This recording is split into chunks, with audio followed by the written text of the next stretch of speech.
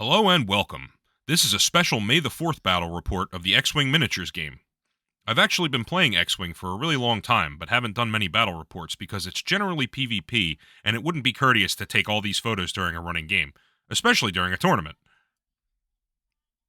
This report is using the Battle for Yavin Scenario. Just like the climax of A New Hope, the rebels have to fly down into the trench of the Death Star and fire some proton torpedoes down the exhaust port before the planet with the rebel base comes into range. The Imperials just have to run out the clock. For this game, I played the Rebels myself. For the Imperials, I tried out using the X-Wing AI app for iOS. It uses the same sort of setup as the Heroes of the Aturi Cluster AI, which I've had some experience with before and has worked pretty well. The Rebels have a very thematic force list. Wedge Antilles leads Red Squadron in X-Wings with Biggs Darklighter and Luke Skywalker. Dutch Vander has his Yellow Squadron of Y-Wings backed up by Hall Okond and Pops Krail. Han Solo is our wild card who sets up using the Yahoo condition, meaning that he doesn't arrive until someone starts an attack run. The Imperial side is also fairly thematic with some slight adjustments.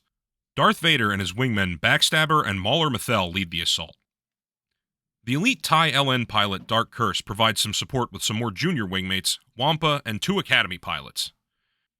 Inferno Squadron provides some additional muscle, with Iden Versio and Gideon Hask joining the fight with their TIE interceptors. Gideon is also equipped with Outmaneuver, but I didn't put the card down because I'm lazy.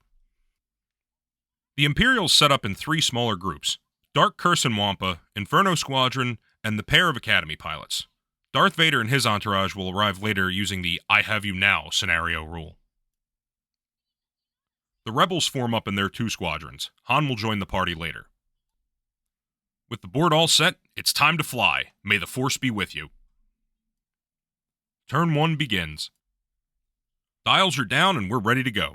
The rough plan is to have the X-Wings engage first, but fly past and go for an attack run as soon as possible. The Y-Wings should go a little bit slower and pull aggro from the X's after the first pass so that they're free to continue the attack run with less interference. The Initiative 1 ties jet forward, but Wampa takes a hard turn in front of Gideon. Biggs and the Y-Wings turn according to plan. Inferno Squad has a little bit of trouble nearly hitting the LNs. The AI's listed move would have been Iden crashing into one of the ties, so I used the Aturi rules regarding swerving. The speed or bearing can change in one step in order to prevent a collision. If the other option also results in a bump, then that's what happens. The X-Wing AI app doesn't mention this at all, which is a bit of a surprise because I've found it's pretty crucial for flying a force which actually seems somewhat intelligent. Given the increased penalties for self-bumping in 2.5, it feels even more necessary. Wedge and Luke move next. I have Luke barrel roll so that the Y-Wings have more free room to move into next turn. Finally, Dark Curse comes in on a flanking vector. Turn 1 wraps up mostly as expected.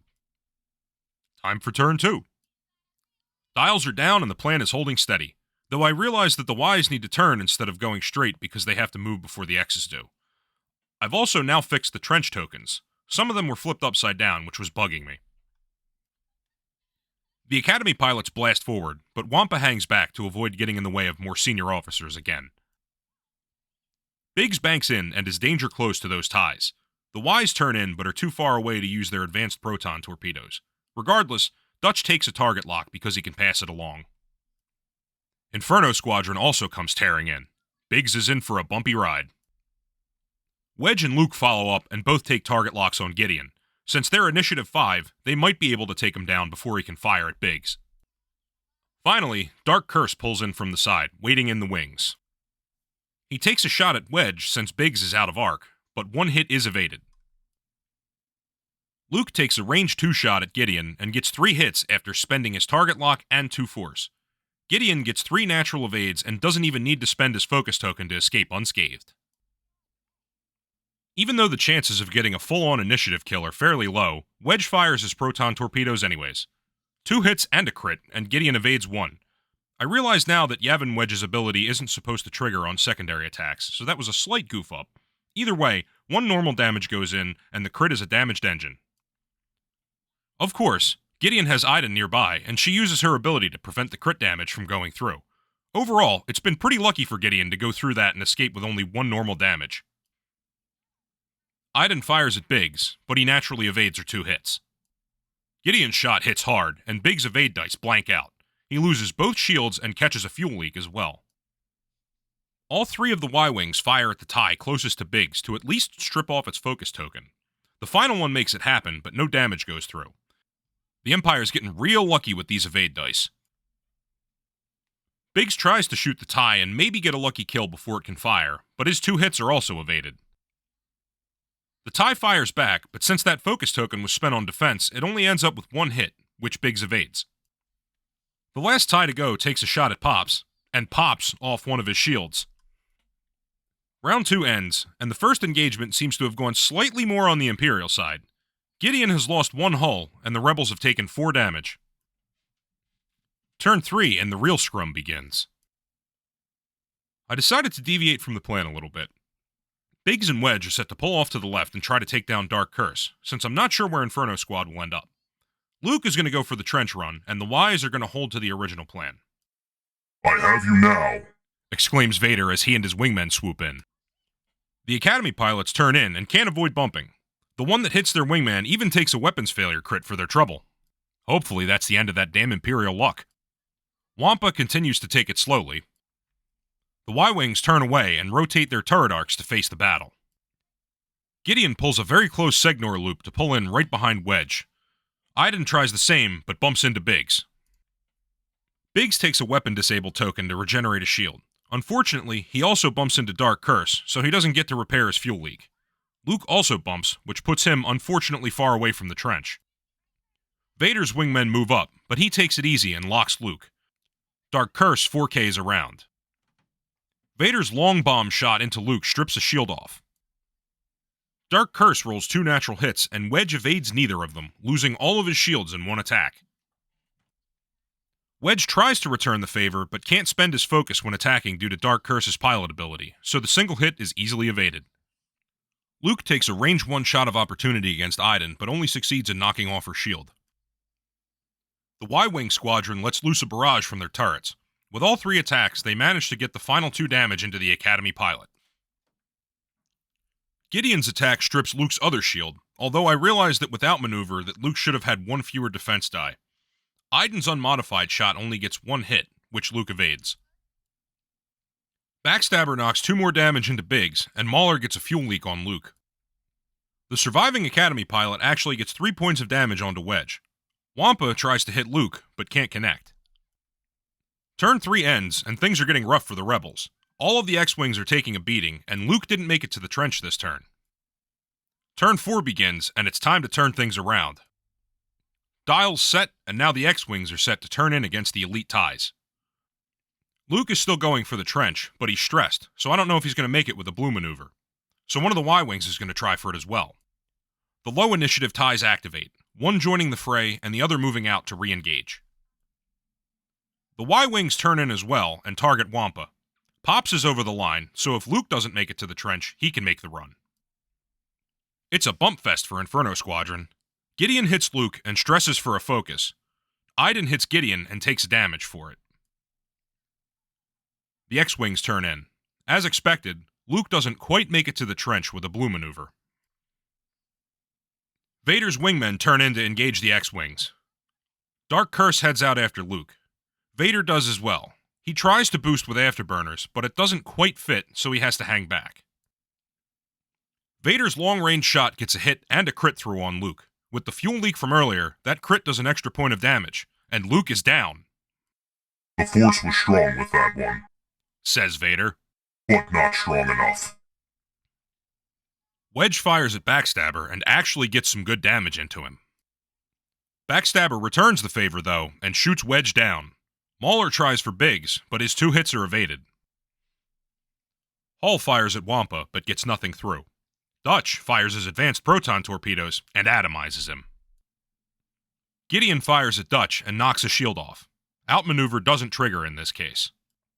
"For Wedge!" screams Biggs, before completely whiffing out. Turn 4 ends, and things are going from bad to worse. We're holding out hope, and rebellions are built on hope. Turn 5 begins, so let's see how it goes. Pops enters the trench, starting his attack run. The dials are set, and away we go. Starting things off, the Academy pilot turns in slowly to clear their stress. Biggs moves in and bumps Backstabber. The other Y-Wings move in to try to provide cover for Pops. Gideon advances into Dutch, and Iden sloops around. Dark Curse turns in, but doesn't get arc on anyone. Vader goes after Biggs. "Looks like I got here in the nick of time," says Han, unaware that the nick of time would have ideally been 1 or 2 turns ago. However, as per the scenario rules, he wasn't able to show up until someone started an attack run. And unfortunately, Luke wasn't exactly ace pilot material this time around. Han's shot knocks 2 of Vader's shields off. He could have used the Force to defend, but wanted to save them to confirm the kill on Biggs. Which he then does, ironically not needing any Force at all. Backstabber has no shot, and Mauler knocks off Dutch's other shield. Dutch's ion cannon turret fails to connect with Dark Curse, and Hull rolls 2 crits, but Gideon evades them both. Gideon and Iden fire unmodified shots at Dutch, but still get 3 damage through. Those Y-Wings are really not great at evasive maneuvers. Turn 5 ends, and even with Han Solo's arrival, things are looking pretty dire. But all we really need is for Pops to get into firing position and blow the whole station to hell. So, let's head on with turn 6. With dials set, the plan holds. Pops runs down the trench, and everyone else tries to thin the fire coming his way. The lone Academy pilot swings in, starting to rejoin the fight. The Y-Wings continue their attack run. Iden pounces forward towards Dutch with such aggression that it causes Mauler to bump into her. Gideon gets past Hull and has a nasty range 1 shot ready for Pops. Backstabber pulls around but clips Dutch and chooses not to stress focus. Han was hoping to leapfrog Vader, but the traffic jam beyond him leaves him bumping into the Dark Lord. Vader banks in and takes a target lock on Hull. Dark Curse turns in and prepares to put a hurtin' on someone. Han fires first, naturally, and closes Backstabber out for good. Then, he uses his pilot ability to give Dutch a coordinate, so Dutch gets to do a barrel roll out of Iden's arc. Cheeky. It's a red action, though, so he'll be stressed next turn. But that's still better than taking a range 1 shot from an interceptor.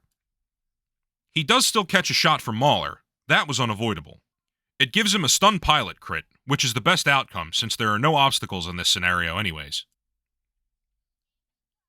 Dutch gets Dark Curse with his ion cannon turret, putting through 1 damage and ionizing him. Hull's follow-up shot is evaded, though. Pops gets 1 more damage through on Gideon, but it's not enough to bring him down. Gideon and the Academy pilot combined get 4 hull damage into Pops, who already had lost his shields before heading into the trench. 2 HP with a lot of run left is not a great spot to be in. Turn 6 ends, and things are looking even worse for the Rebels. 1 more tie is gone, but the Imperials are now bringing their full force to bear on 1 Y-Wing that's careening through the trenches and blowing smoke from several large holes in its hull. Turn 7 begins, and it's make or break time. It's rough having Dutch out of position, so he can't block Vader, Iden, or Mauler from turning in towards Pops, so it's down to Hull to try to play interference. Pops does a 4 forward, even though it's red to avoid bumping into Gideon and to prevent the ionized Dark Curse from getting a shot. Hull goes forward and grabs a focus and a red lock with his astromech. Dutch turns away to get an action and points his turret rearwards. Iden has a clear lane to Pops, though, and Gideon's sloop has him far from the action, but now he's able to trigger outmaneuver. Mauler bumps into Hull, but still gets to stress focus and has a range 1 shot at Pops. Vader turns in aggressively and bumps into Iden, taking his last shield. Dark Curse Ion moves with a left bank, but, as expected, has no shot, fortunately. Han tries to leapfrog Dutch, but there's just not quite enough room, so he ends up further back than expected with no action and loses a shield, too. Han's shot at Mauler fails to connect, and Vader puts 2 more into Pops, giving him a hull breach for his penultimate damage card. Mauler seals the deal on Pops, and with him, the Rebellion's dreams of survival. In retaliation, Hull launches his advanced proton torpedoes into Vader and destroys the Sith Lord's ship. With Pops gone, there's not enough time for the Rebellion to start another attack run and get to the target before the end of turn 9. So the survivors pull out and send their condolences to the troops in the base before jumping away to hyperspace. In a few short moments later, Yavin 4 becomes a brand new asteroid field. And that's a wrap on the scenario. It's a bummer to have lost so decisively, but the dice didn't do us any favors early on, and we never got a break after that, so it wasn't much of a surprise. If Luke had gotten into the trench instead of bumping, that could have changed the whole track of the game, as Han would have been in play earlier. Not to mention the fact that Luke with proton torpedoes is basically tailor-made to make that final shot. Go figure. Using the AI app was okay, but I honestly prefer the Atori-style AI charts. It was a cool experiment to try out, though, and the effort is appreciated. Overall, it was still a fun scenario, and challenging even against the AI.